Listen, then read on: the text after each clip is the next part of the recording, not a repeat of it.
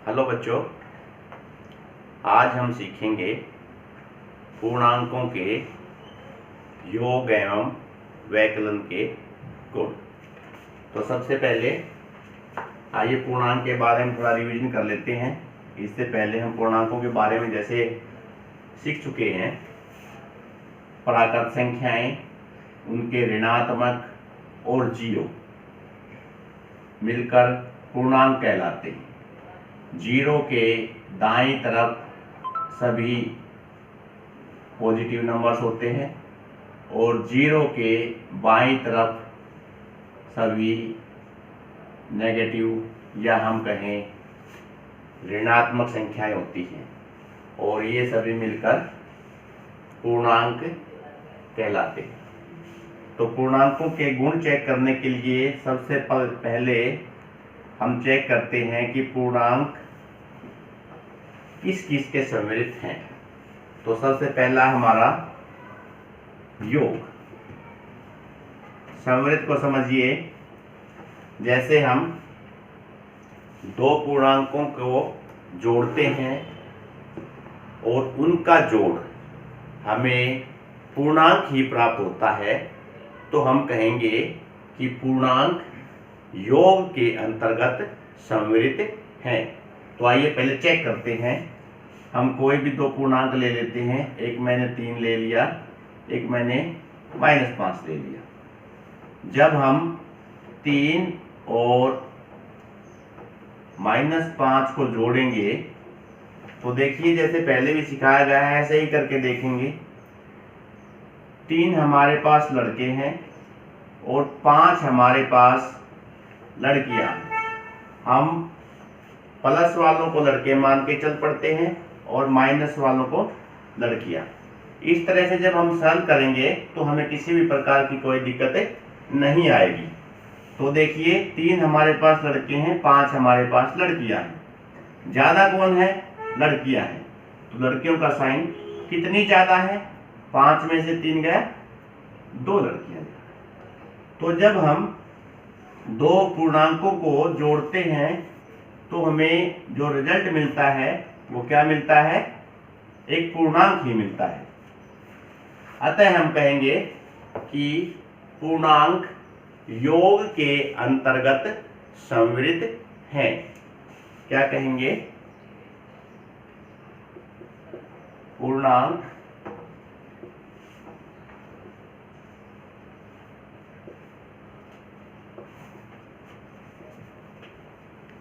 योग के अंतर्गत सम्मिलित है।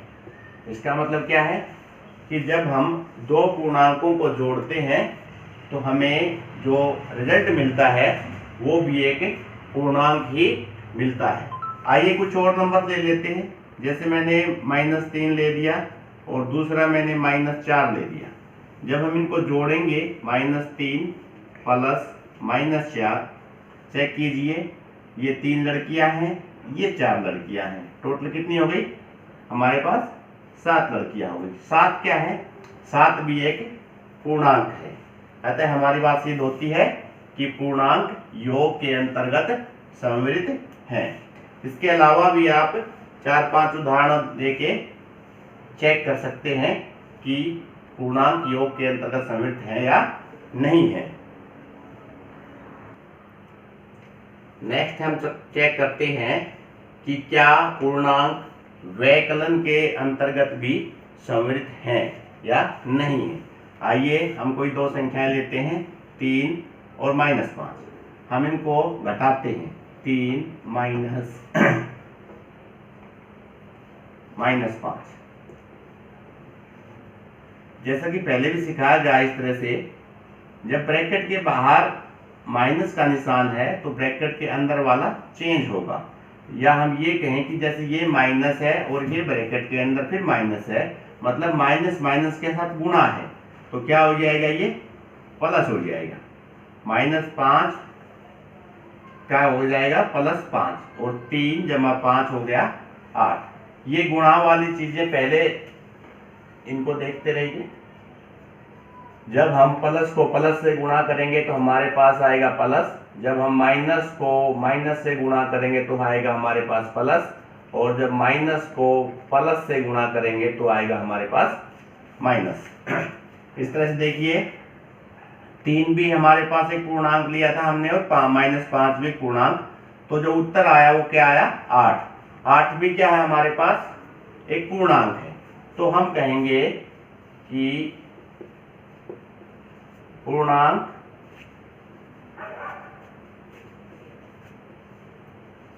वैकलन के अंतर्गत संवृत है। इस तरह से हम कोई और 2 संख्या लेके चल सकते हैं। जैसे एक लिया हमने 4, एक ले लिया हमने 3।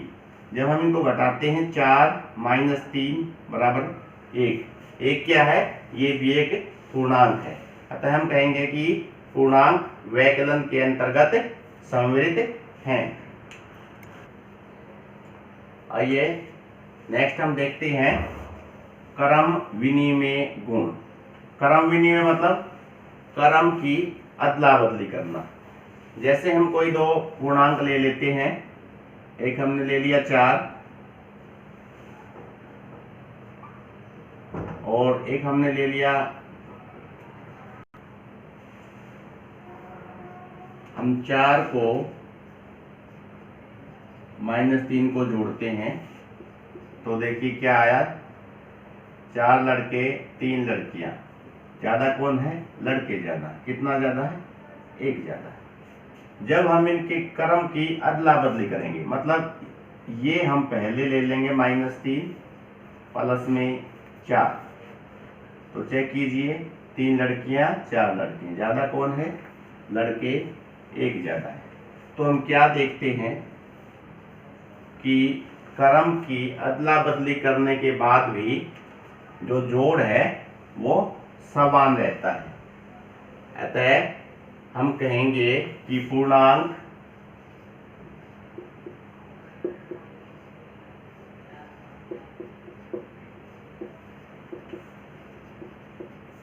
योग के अंतर्गत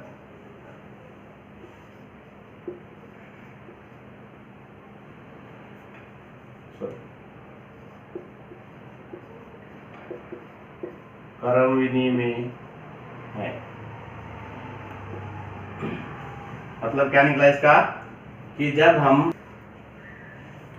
तो हमने क्या देखा कि जब हम 2 पूर्णांकों को जोड़ते हैं या उनका क्रम बदल के भी जोड़ते हैं तो हमारा रिजल्ट जो है हमेशा सेम रहता है।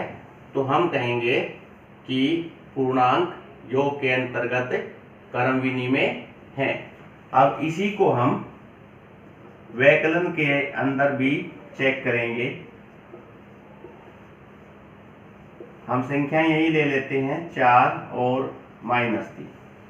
जैसे हमने पहले 4 में से हम -3 को घटाएंगे, ये होगा 4, माइनस और माइनस ये हो जाएगा +3 और ये हो गया आपका 7। जब हम इन क्रम की अदला बदली करेंगे, मतलब -3 को पहले लेंगे और इसमें से 4 को घटाएंगे, चेक कीजिए 3 लड़कियां हैं 4 लड़कियां हैं, कितनी लड़कियां हो गई 7। तो हमने देखा कि जब हमने क्रम बदल के दोनों को घटाया तो दोनों का जो रिजल्ट है वो अलग अलग आया है। तो हम कहेंगे वैकलन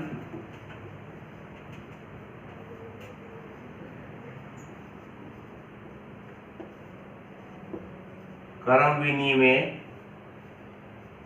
नहीं है।